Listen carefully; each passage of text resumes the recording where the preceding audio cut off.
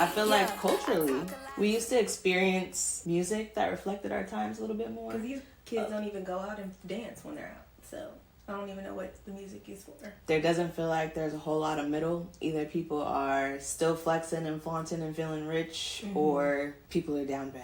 We grow up and we have these proms and these balls and these dances, and they just stop. So that means if you want to have another ball, you're going to have to throw a ball. A little Bridgerton bash. I don't know. Would we schedule our time to go out to eat? No. I don't think so. This is Sistas Declassified, the podcast where Taylor and Taryn, your virtual sisters, share experiences, insights, and of course the juicy secrets that never leave the sister circle. So shh, listen up. The Declassified convos are starting now. Welcome back to Sistas Declassified. We're the real life sisters who decided to start a podcast instead of FaceTiming. But before we get started, don't forget to subscribe for your weekly dose of declassified moments. Woo. Anyways, can we have a moment of celebration? For what? For me. What does Snoop Dogg say? I like to thank me. Ooh. Do you know what we're celebrating? What? I told you. I got a promotion. Oh. Yay! Yes. We are broke no more. Got a little more coin coming to the bank account. A whole lot more responsibility, but I'm excited. And I think congratulations. It was a long time coming. Thank you, sisters. I hear your applause. I hear it now. But this promotion really got me thinking about just kind of the state of the world, because while I'm celebrating, I kind of look around and see folks, I don't know, feeling a little down, at least like economically and maybe even like spiritually. I don't know if you've been seeing all those proposition commercials that have been playing. You don't watch a lot of TV. I watch, streaming. If you watch like network television, there's just so many commercials right now that are so depressing and like telling you if you don't vote for this thing or if you do vote for this thing, and they're sad. And I mean, I know the world. I did see a couple. The world feels sad right now. So like while I'm feeling celebratory, I also feel a little guilty because I just feel like, I don't know, we're in a space right now where there doesn't feel like there's a whole lot of middle. Either people are still flexing and flaunting and feeling rich, or people are down bad. That's true. It does seem like there's not really a gray area of just like. But I do think there's a silver lining. Like, I don't think we're completely stuck where we are socioeconomically. I think folks have agency and ability, like on an individual level. For sure. And so hopefully we can get into a little bit more about that today. But I also have an old lady gripe. So I had two things, a celebration and an old lady gripe. Okay. Because I feel like culturally, we used to experience music that reflected our times a little bit more. And I feel like all the rappers do is flex. I don't hear anybody struggle. Yeah. What's the girl? Latto and her Brokey song. It's very catchy. But like literally, girl, you're telling us we know we're broke. Right.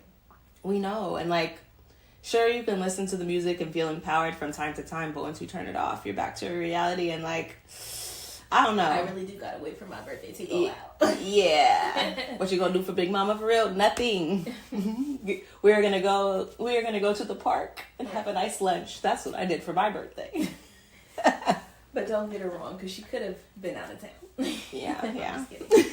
But no, I definitely do feel you on the music not reflecting the times. But I guess it reflects her lifestyle, so that's what she's singing about. But right, it's tone deaf a little bit. A little bit. And I mean, she's not alone. I called her out because I like her. She's cute. I like her.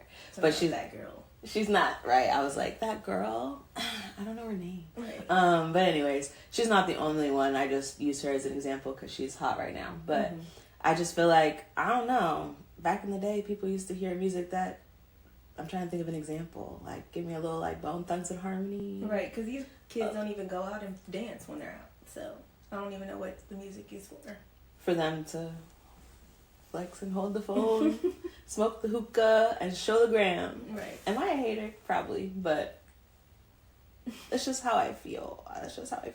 But I think the point of all of this is that, yes, the middle class is shrinking, but that doesn't mean the fun of the middle class has to go away, you know? Mm-hmm. There's still budget-friendly things that you can do to, like, find joy in life. And that's really something I want to do personally. I have a, like, content series I'm working on for my YouTube channel that I want to be, like, getting back to doing things and trying things for fun. And that kind of brings me to my declassified moment for today, which is really simple. We can make magic happen on a budget. I had a great time on my birthday. We went to a museum, we had lunch in a park, and it felt special to me, and it didn't have to cost me $1 million, and it didn't require my loved ones to have to, like, stretch beyond their means to, like, have fun with me, because the whole point was to vibe together, not to go broke. Right. And if you have some sort of, like, upscale thing, it's not just them attending your event, but the outfit for the event, the hair, the makeup, the shoes, whatever. You might have to get an Uber. I don't know, all the things. Yeah, when you turn your birthday into a production, it does change things for your guests. And speaking of birthdays, your birthday's coming up. Have you given any more thought to what you're planning to do? I was supposed to be going to, like, Monterey or Half Moon Bay or something. I still haven't solidified what I'm doing, but those are in the works. But yeah, it's not something. I was trying to do a solo trip this year. Right, I remember you said that. Trying to ask him. You were going to the East Coast and everything. Well, or I was trying to go to a spa in Arizona. That was my final, like, thoughts. But then someone else, one of my friends, is trying to do this big trip for their 30th, and I want to go, so I'm going. But it kind of goes back to that. This is going to be a big, expensive thing. So what do I choose, mine or theirs? But I'm only turned 29, and I have my whole life to travel by myself. But we might not get this experience again, so I'm going to go. There you go. Intentionality in your choice, once in a lifetime versus other trips that might be available to you. Makes sense. You must obviously care about this friend. Right? Yeah. I'll always be able to do that. So. That reminds me of I don't know if it was on Instagram or TikTok. If I find it, I'll insert it. My favorite comedian right now, Lavelle. He's so funny to me.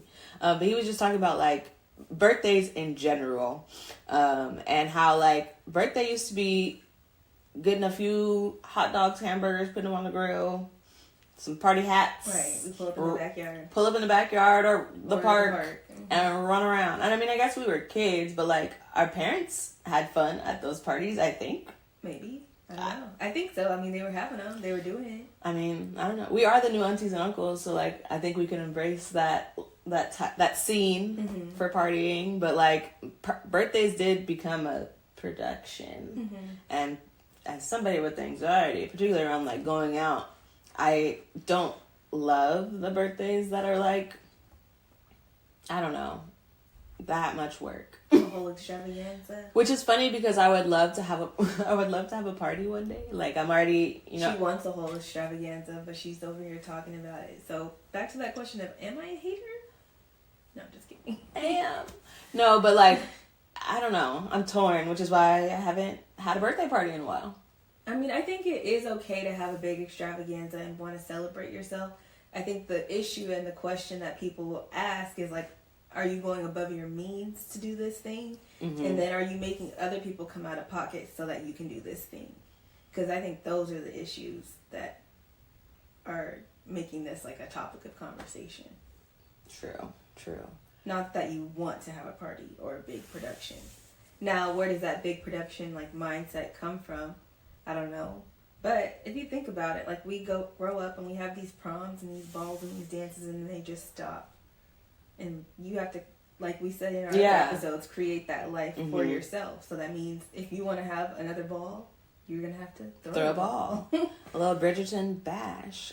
You're right. We did it, like, our schooling life and just being children gave us a lot of milestones and events to look forward to that as adults we don't have in the same way. They're not just built in. No, they're not built in. And somebody has to make them. So... But yes, you have to be willing to make it without it causing financial strain on your people. Unless they don't mind, but you read the room a little bit better. I feel like people just don't necessarily read the room. Speaking of reading the room, let's end this here. Not that we are going to be the end all be all, but today we will. Do we split the bill? Do we not split the bill? It's your birthday. It was your idea. Your friends are out. Your man's there. Who pays for it? I feel like that's a tricky one. I feel like if I'm at my birthday and my man's there, he needs to pay for me for sure. Everybody else, I don't really care. Sorry. I don't need him to flex or show he could pay for the whole table. Mm-hmm. That's just not necessary to me. And everybody else could figure it out. But if I was a guest, and somebody's man was at the table, I would probably expect for him to pay for them. But typically, if I were to go out with a birthday person, I would be trying to get the group to pay for the birthday person. Right. So you would go out anticipating to pay for the birthday person and to pay for yourself. Mm-hmm. Yeah, I would say I always go somewhere prepared to pay for myself. Otherwise, I'm not going. So don't come if you can't pay for yourself. Right. You know? And don't come expecting somebody else to pay because you were invited. Right. Like, to your point about reading the room, if I'm inviting you to an all-inclusive event, right? Like, I'm hosting a dinner, mm-hmm. then yeah, you would recognize you're a guest and you're going to be getting dinner. If I'm inviting you to go out to eat at a restaurant for my birthday, we function how restaurants function, and you should prepare to pay. Now the question of, do you split it evenly, or do you split it, you just pay for what you got? I don't know. That's a whole nother conversation.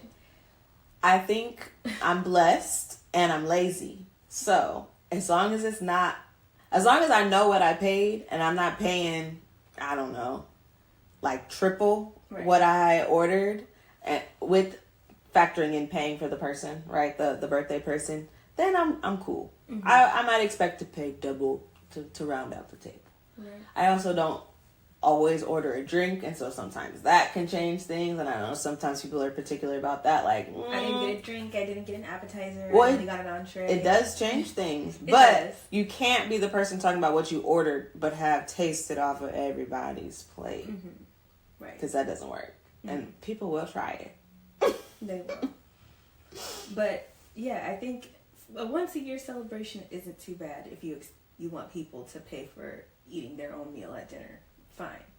But ultimately, I think if you have some sort of event that you're trying to throw, you shouldn't expect money from other people for that event. At least not without sharing it or prompting them or letting them know, like, $5 at the door, $5 donation is appreciated, or something. Like, don't demand it. Mm-hmm. But let people know up front that you would appreciate a monetary donation or contribution. Because, like we said in a previous episode, most people will be happy to give for something good or something enjoyable or something that they believe in. Mm-hmm. So that could also include your birthday fund. Right, yeah. So it sounds like we agree that we should come prepared for a birthday celebration to potentially pay for the birthday person, depending on the type of event.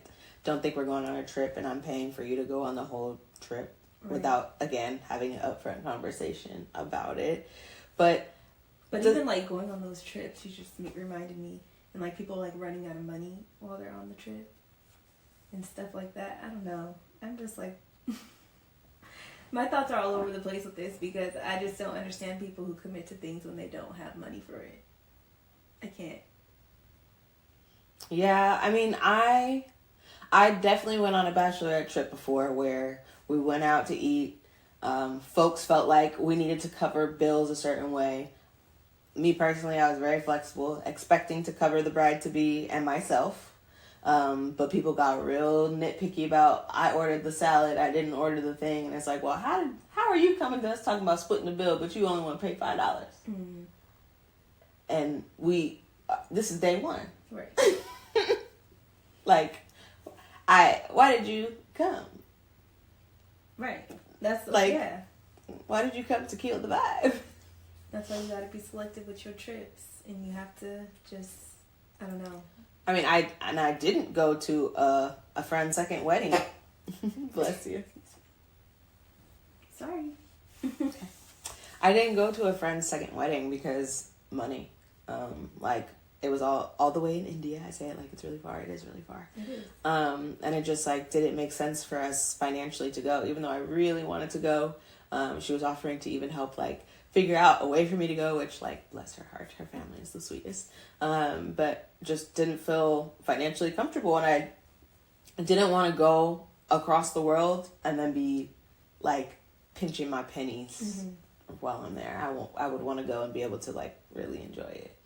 And so I don't know, me personally wouldn't want to like potentially ruin other people's vibe by making money an issue. Yeah, and I think it's even hard with, and I know this person didn't do this because they were trying to make it so that you could come, but putting people in that position to have to say like, I don't have money to do these things is also something that people should consider. Yeah, and I mean it's interesting because it goes back to it kind of goes back to your perspective on whether or not you should be able to talk about money with people in general, and like what kind of vulnerable conversations you feel comfortable having with your friends and family. Because like, would I tell a stranger on the street about it? No, but like I feel like I should be able to tell my friend like, hey, I ain't got it. And there's a comfort level in yourself to be able to do that. Right, you should be able to, but everybody can't. So that might look like you just said no, and then that's like, what? You're not gonna... You don't care about me? Right. You don't... I just saw you went on a trip. What do you mean you can't come on this trip? Which I don't think people are that bit petty. No. Well, your real friends shouldn't be anyway. I hope not. And if they are, we need new friends. But, yeah, I don't know. I think it's just about